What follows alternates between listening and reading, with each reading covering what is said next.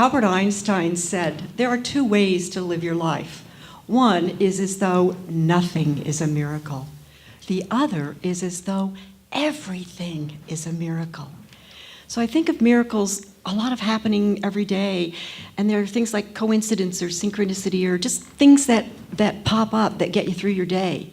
And then there are the miracles that are profound, life-changing, and transformative.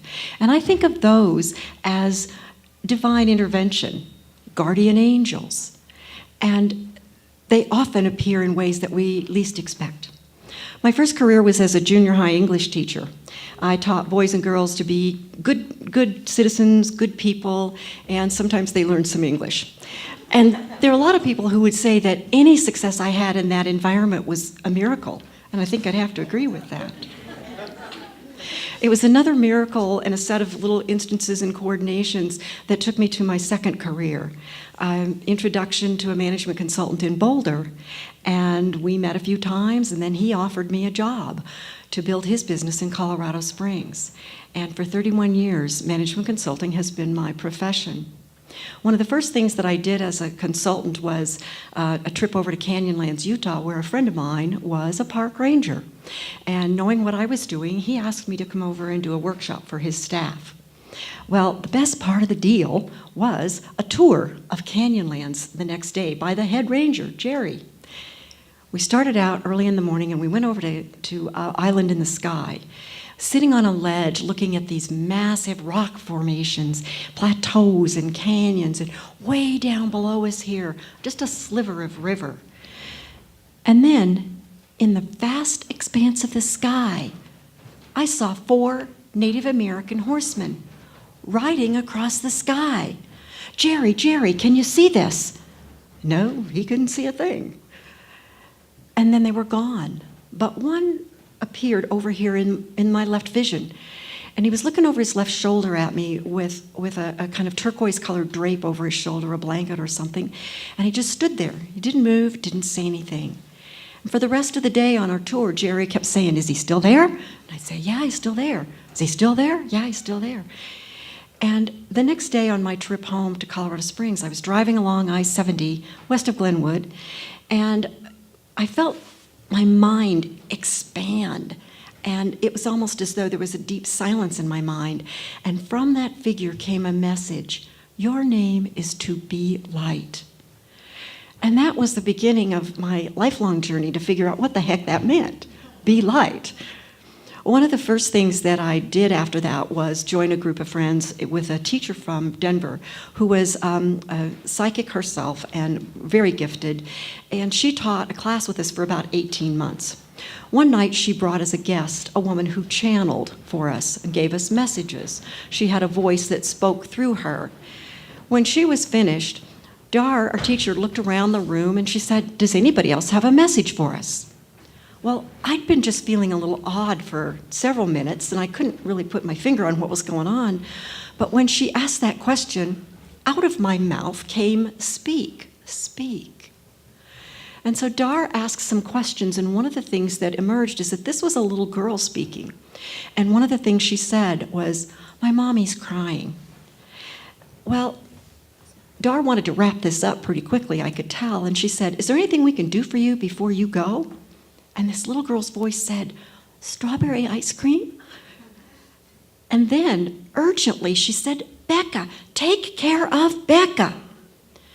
Well, she was gone, and Dar explained that this was indeed a voice of a child that she had known. When her daughter was in kindergarten, this was her friend, and she did die in a traffic accident. Well, the next morning, to our surprise, Dar came into class and said, "Last night, Becca, now 29 years old, went to the emergency room in Denver with kidney stones. And she's now resting just fine, and we're taking care of her." Well, that got me really interested in a lot of energy and metaphysical topics. And along the way, I was in Aspen for a weekend and went to St. Benedict's Monastery, where I was transfixed, sitting in the visitors area, looking at the stained glass window behind the altar. Mary, fully covered in a dark, beautiful blue robe, holding baby Jesus.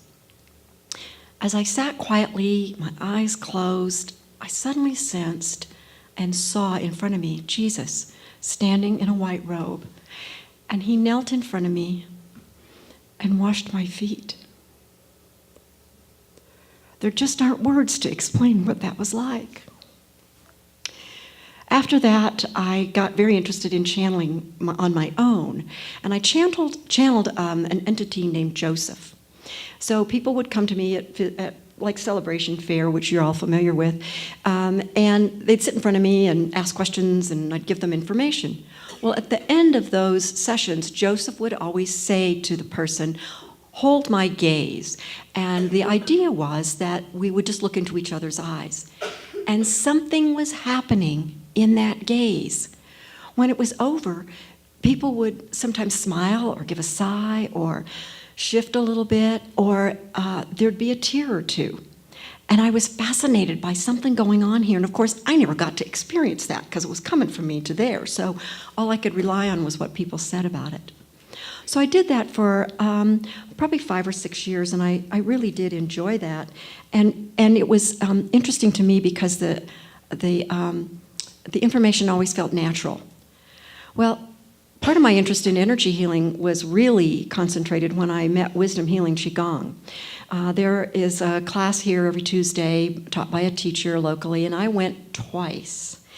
Went online and signed up to go to China for 21 days on a retreat. You know, what possesses you when you're thinking things like that? But when I got there, I met a lot of people who had things like MS, Parkinson's disease, obesity, all kinds of, just physical things that were going on with them. And during the time, we practiced extensively, and I began to see physical improvements in people. Well, I knew that wasn't the reason I was there. In fact, in my room appeared one afternoon, in the sunshine, a black snake. He wasn't very big, but he was heavy looking, kind of thick looking. And he didn't really move around much, and I didn't feel threatened. And by the way, this is not real. I'm just seeing this. You couldn't have been seeing it. And he felt kind of just not threatening, but heavy. Well, a few days later, in a nap, I dreamed that he was curled around my left leg. So I yelled, "Steve!" for the guy next door to come and help. And we uncurled the snake and gently put him out the windows across the hall into the grass behind the hotel. Well, snake replacement services reappeared and provided a new snake. This one was very feminine, and again, she was very slender, kind of sparkly, almost luminescent, and she smiled. So when I'd look at her, she'd smile at me. I know snakes don't smile, but this wasn't exactly like a real snake either. So she was a whole different energy in the room and just really light, and it was fun to have her there. So knowing Native American tradition, snakes are about spiritual transitions and healing and journeys and transformations, and that's what I was there for. So as I came back to Colorado, I had a reaction to the energy work. I had a bump come up on my back that kind of expanded, and then it just broke the skin and drained. Well, the amazing thing about this was that my friend, who had been with me for many years on these journeys, she had said to me before I left, "I'll piggyback." Well, we'd said that to each other for years. She goes to a workshop, I piggyback, I go, she piggybacks. She had the same experience with this bump on her back that opened and drained. Now, I did the work, but she got the healing too. So more fascination with that healing energy. As I moved forward, I got really interested again in psychic work, and I really started to recognize that that was my calling. So I did a practicum for a year with an advanced study with one of my psychic healers, and I learned about so many things, and at the same time I was really honing my psychic skills for reading and for energy healing. So I'm now moving into my fourth quarter career. The last adventure that I had as a miracle occurred just this past August. And I was traveling with my sister and my niece. We were on a road trip from Walla Walla, Washington, down a 2-lane highway to Reno, Nevada to see high school friends. We were planning to stay in Lakeview, Oregon for the night at the hot springs. Well, as we drove into Lakeview, there was the 40-mile-per-hour limit sign, and I was slowing down even more than that because we were looking for the entrance to this hot springs. And it caught my eye that there was a row of lights kind of at 45 degrees to my right that I thought might be the driveway. So just as I was kind of thinking that, my sister started yelling from the back seat. And I don't know what she was yelling, but all of a sudden, right here at the passenger window, I could see the head of a baby deer right against the window, the eye, the ear. And in front of me, inches from the hood, was the mother, headlights reflecting from her. Well, this was my eye closing. Blood, mayhem, damage, death. And then I heard my sister, who'd gotten out of the back seat, yelling, "Look, look, they're okay." And I got out of the car, and sure enough, across the road was the baby deer. And it was looking back at us, and then followed the mother up into the hillside. We were all kind of holding our breath and just trying to get ourselves together again when I began to realize that those lights were still at 45 degrees in my vision. When I got back in the car on the passenger side, because I wasn't going to drive, my niece had to turn the engine back on. And I realized that in that moment of seeing the lights and then seeing the deer, the car was at a dead stop. I did not hit the brakes. We did not travel 3 car lengths going 30 miles an hour before we stopped. And we didn't hit the deer that was inches in front of the hood. Who knew that deer have guardian angels?